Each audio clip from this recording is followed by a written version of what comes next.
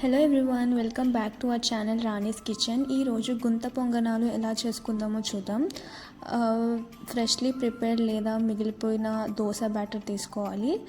దాంట్లోకి కొద్దిగా జీలకర్ర, కొద్దిగా అల్లం, చూపించిన విధంగా క్యారెట్, ఆనియన్స్, మిర్చి ఇవన్నీ యాడ్ చేసుకోవాలి. అండ్ దీంట్లోకి కొద్దిగా కొత్తిమీర కూడా యాడ్ చేసుకోండి.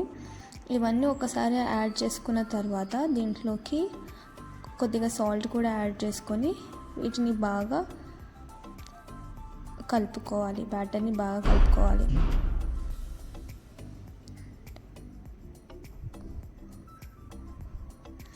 మరీ థిక్ కన్సిస్టెన్సీలో కాకుండా దోశ వేసుకునే కన్సిస్టెన్సీలో దీన్ని కలుపుకోవాలి. కొద్దిగా వాటర్ యాడ్ చేస్తున్నాము, సో కొంచెం స్మూత్గా అవ్వడానికి బ్యాటర్ని. వన్స్ బ్యాటర్ ప్రిపేర్ చేసుకున్న తర్వాత గుంత పొంగనాలు ప్యాన్ మనం స్టవ్ మీద హీట్ చేసుకోవాలి. ఇది గుర్తుపెట్టుకోండి, ఇది బాగా హీట్ అయిన తర్వాత దీంట్లోకి ఆ హోల్స్లోకి కొద్దిగా ఆయిల్ యాడ్ చేసుకొని మనం ప్రిపేర్ చేసుకున్న ఈ పిండిని వేయాలి. ఆఫ్టర్ వన్స్ యాడ్ చేసిన తర్వాత మూత పెట్టుకొని ఒక 5 minutes పాటు మీడియం ఫ్లేమ్లో కుక్ చేసుకోవాలి.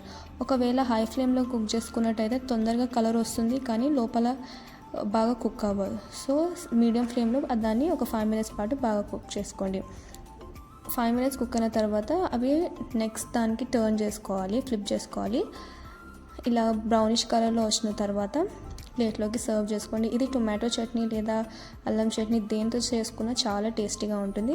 అండ్ మీరు కూడా తప్పకుండా ట్రై చేయండి. And please do comment, please subscribe to our channel Rani's kitchen. Thank you.